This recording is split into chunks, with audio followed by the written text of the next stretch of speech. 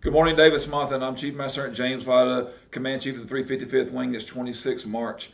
So for your morning numbers, Arizona is now reporting 508 cases, and Pima County is reporting 75. However, thanks to you and the efforts that are ongoing here, Davis Monthon remains at 0 cases. So thanks for what you're doing out there. I want to give a shout out to Colonel Jolly. Last night I was pretty excited. He kind of admitted in his video that he was going to concede to the little competition that he started last week. And then this morning I found out that he sniped my guess. So I was originally supposed to have Colonel Parsons, the Surgeon General, here with me this morning, and Colonel Jolly found out, and he actually pulled him from me this morning. So I'm coming to you alone from the office, but I do have lots of notes here, and I intend to use my notes this morning because I want to make sure that I get as much of this right as possible, because we've had a lot of changes over the last 12 to 14 hours. So overnight, we went from HPCon Bravo to HPCon Charlie, and this afternoon during Colonel Jolly's update, Colonel Parsons is going to dig into the difference between Bravo and Charlie a lot more than what I am this morning. But I do want to address something that's really important in our transition from Bravo to Charlie, and that's we have a shift from a mission focus to more of a COVID containment mitigation focus. And this kind of fits into Colonel Jolly's line of effort from last week when he talked about we need to be 5 moves ahead. So what does that mean to you, and what does that mean to the installation as a whole?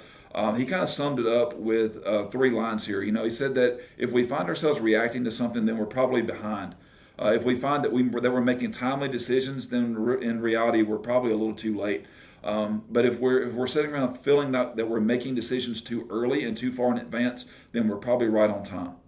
So as of this morning, there were a lot of decisions that were being made, and I'm going to go through a few of those. Some of them I'm going to talk to in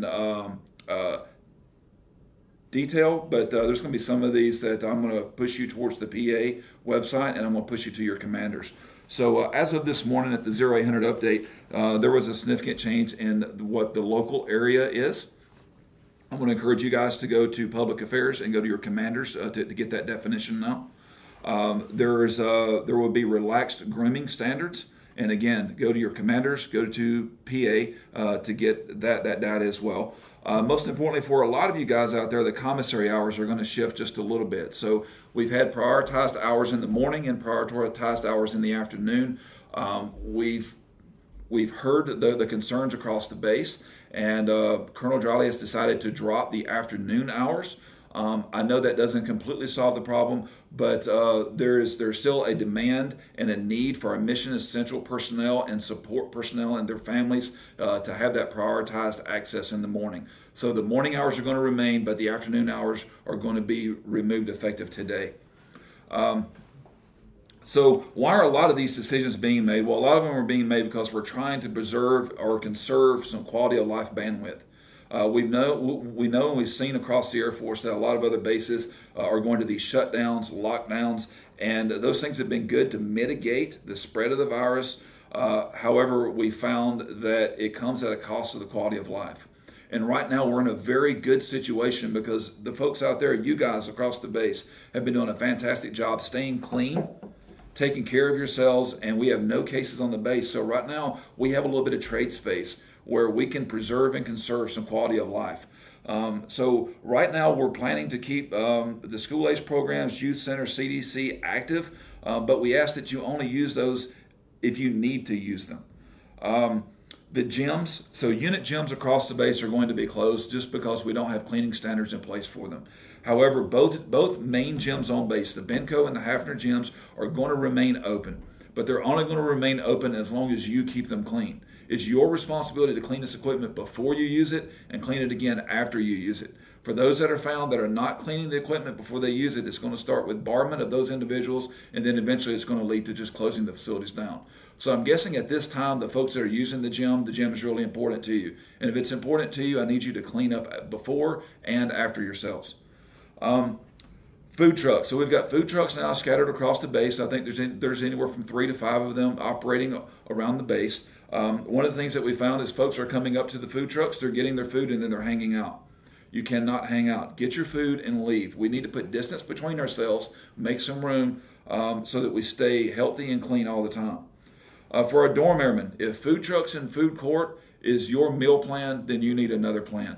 Because all these things that we have, we're going to have them for a little while, but we're not going to have them forever.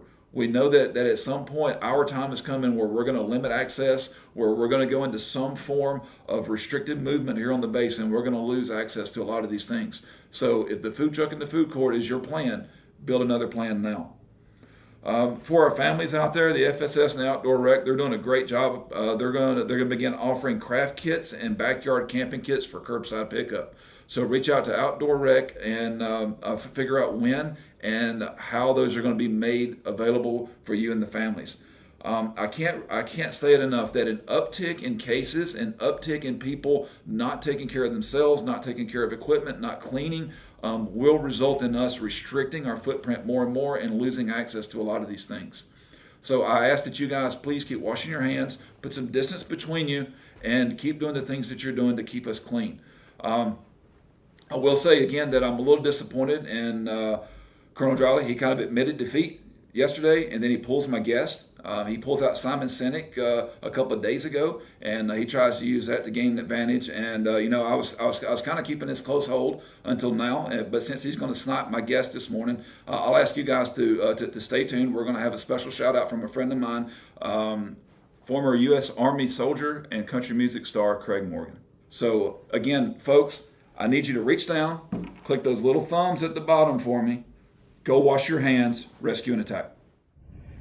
Hey, this is Craig Morgan. I want to send a message to all the airmen out there in Tucson. I know you guys are cooped up. And like everyone else in the world, you're dealing with everything that's going on. But I know you Air Force guys are used to sitting on your butts and being cooped up. Ha ha, I'm just kidding. I'm just kidding. I personally want to tell you, thank you all for your service. Thank you for being ready to help out with this national pandemic as you deal with it yourselves. God bless you, and thank you all so much for your service.